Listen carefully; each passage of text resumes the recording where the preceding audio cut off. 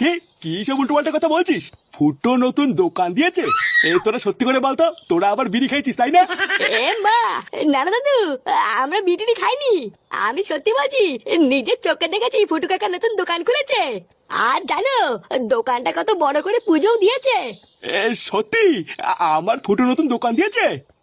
গিন্নি, আরে কই গো গিন্নি, শুনেছো তোমার ছেলে কি করেছে?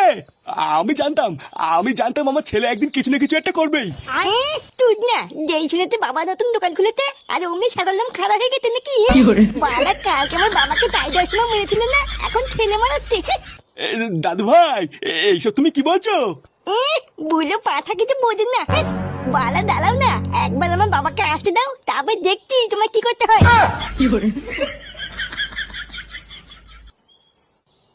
কি রে, কি এত ভাবছিস? এই ব্যাপারটা কি হলো বলতো? লেওরা এত টাকা খরচ করে মাল মাটি কিনে ব্যবসা শুরু করলাম, ঠাকুর মশাই বলে গেল ব্যবসা নাকি দেড়াদিন চলবে।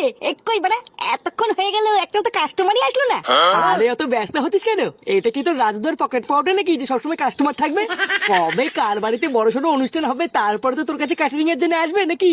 আর ধর বাড়া, এতদিন কি অপেক্ষা করা যায় নাকি? আমি কোথায় ভাবলাম ব্যবসা শুরু করার সাথে সাথে আমদানি শুরু হয়ে যাবে। তা না, এখন কবে কার বাড়িতে অনুষ্ঠান বাঁধবে সেই অপেক্ষায় বসে থাকতে হবে। বাল ছেড়ে ব্যবসা খুলেছি, আর কোনো ব্যবসা পেলাম না। কি বললি? শান্তির ছেলে বাল ছেড়ে ব্যবসা খুলেছিস মানে? চোদ্দা আমি 10,000 টাকা লাগিয়েছি এই ব্যবসায়, যদি কোনো চুদুর বুদুর দেখি না। এত খুঁজে যাচ্ছিস কেন? আমি তো মজা করছিলাম। মজা? আমার বাপের সাড়ে ছেড়ে টাকা নিয়ে মজা? হ্যাঁ রে, মনে হচ্ছে কাস্টমার আসছে। হ্যাঁ, কই কই